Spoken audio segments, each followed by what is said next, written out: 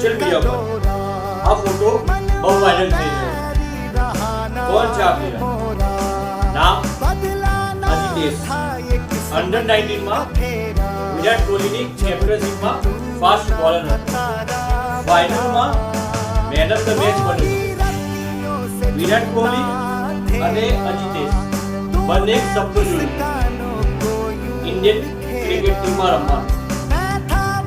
16 વર્ષ પછી એક ક્રિકેટ મેદાનનો કિંગ કહેવાય ત્યારે બીજો પ્લેયર જેને કોઈ ઓળખતું પણ નથી. એવું તો શું બન્યું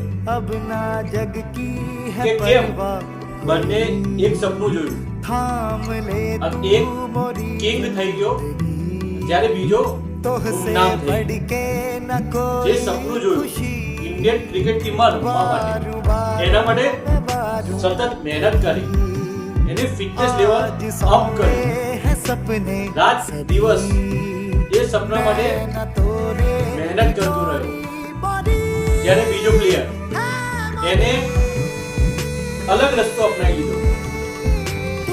એટલે કહેવાય છે ને ભાઈ કે સપનું જોયા પછી એને પૂરું કરવા માટે સતત મહેનત કરવી જરૂરી છે.